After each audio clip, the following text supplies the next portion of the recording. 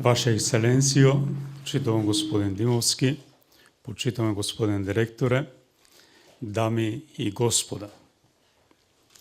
Срдечно ве поздравувам и јас на оваа прва пресконференција, а се по повод посетата на Светиот Отец Папа Франциск на нашата црква и нашата држава. Свесен сум на големината на овој настан, кој и за црквата, и за државата е настан од изворедна важност. Свесен сум исто така дека и таа посета и сите пораки кои што ќе ги слушнеме, настаните што ќе се видеат, во голем дел ќе зависат од вас медиумите, како ќе бидат пласирани во јавноста. Не се сомневам во вашата професионалност, квалитетот на известувањето и уште повеќе вашата максимална ангажираност. Старата поворка вели, се што не е запишано, како да не се случило ништо. Останува запишано во срцата на луѓето, но тоа е се. Олеснителна околност за нас е моделот на понтификатот на папата Франциск. Од првиот ден на својот понтификат изворено внимание посветува на така наречениот мал човек. Католичката црква, според бројот на верници во нашата земја, е незначителен. Сепак во свеста на папата Франциск нема незначителни луѓе. Едноставно и таквите сака да ги посети, охрабри и да биде солидарен со малите заедници на црквите. Но тој покрај поглавар на црквата е и државник, затоа неговата посета е посета на црквата и државата. Посетата на Светиот Отец Папа е апостолско патување. Задача на тоа апостолско патување е да се донесе духовни плодови. Дословно како онаа парабола од Евангелието, треба да се обработи теренот, односно да се подготви нивата, за да Божјото Слово, кое ќе биде во знакови и во навестување, падне на плодна почва. Разбирливо, важен е оној кој обработува и оној кој сее, но многу поважен е оној кој дава да се развива и расте, а тоа е Господ Бог. Затоа упатив пастирско послание до сите наши верници, во кое ја протолкува важноста на една ваква подготовка, а најповеќе во молитвата. Ја искористив таа пригода на верниците да им го објаснам верничкиот поглед и на логото и на мотото за оваа посета.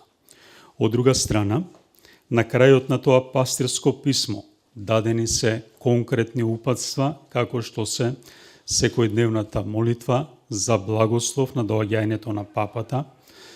Печативме посебни сликички со молитвен текст, молејки секојдневно молитва после светата литургија или секој верник посебно преку денот за успешна пасторална апостолска посета на Светиот Отец Папа.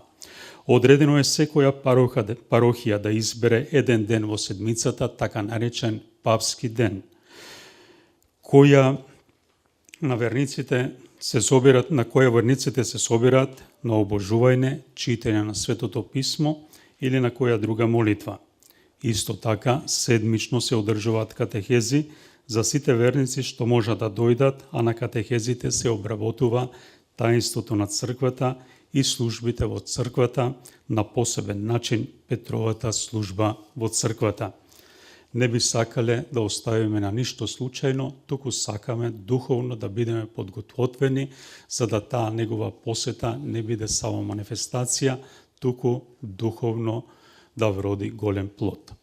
Посетата, како што веќе слушнавте од неговата екселенција, почитуваниот господин Димовски, после официјалната посета на државниот врв и церемониите кои што ги се обаваат таму, посетата доаѓа овде во спомен куќата на мајка Тереза, што е од големо значење. Тука се предвидени, како што слушнавте, две значајни средби. со верските поглавари и со сиромашните.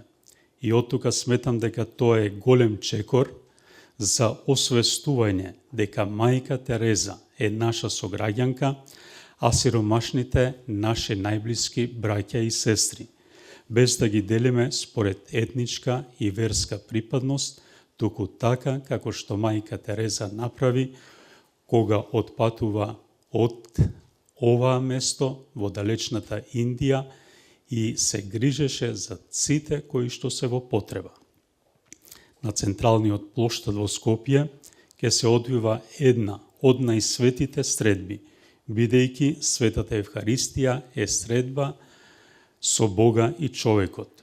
Најсвечената литургија е таа која најповеќе говори за тоа заедништво за Бога и човекот, кога црква, како црква сме во најголемиот степен на заедништвото, кога литургијата ја предводи Светиот Отец Папа, а сослужуваат кардинали, надбискупи, бискупи, свештеници со учество на сите верници. Тоа го сметаме најголемиот чин на оваа посета.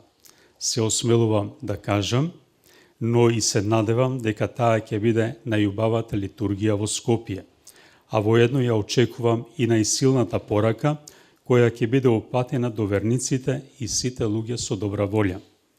Младите на секое патување на папата се неизбежни, така ќе биде и кај нас. Очекувам дека таа средба ќе биде охрабрување за соживот и соработка на младите генерации без поделба на клуч по вера и нација, затоа што таа средба е предвидена екуменска и меѓурелигијска средба на младите со Светиот Отец Папа. Средбата на папата со свештенството, монаштвото и соработниците е средба за соживот. Верувам дека пораката на папата ќе биде многу јасна и силна, бидејќи од досегашните искуства гледаме дека на таа средба посветува големо внимание. Како бискуп, очекувам големи плодови на милост за верниците на нашата црква и за сите други верници што имаат отворено срце за Божјото Слово и желба дека и самите можат да придонесат кон изградбата на посовршено општество, каде нема да биде осиромашување на духовните вредности. Реално очекувам на нашата вера и храброст, очекувам обнова на нашата вера и храброст уште поавтентично да ја живееме и не само во исповедувањето, туку и во извршувањето, односно отворени кон сето тоа што е добро и да бидеме достојни наследници на харизмата на Света Мајка Тереза, да ги сакаме и помагаме нашите браќа во потреба. Оваа посета може да биде знак на добра волја, да ја почитуваме нашата совест и достоинство на секоја личност и народ и да живееме со повеќе плодови на соработка и безбедност. Молитвата е таа која ќе ни помогне оваа посета да ја доживееме како знак на Божјата љубов и засврстување во верата. Да не заборавиме дека во мотото "Не плаши се мало стадо", Исус ни зборува за надежта во Божјата бесконечна татковска грижа за сета природа, а колку повеќе за човекот кој што е слика Божја. Благодарам.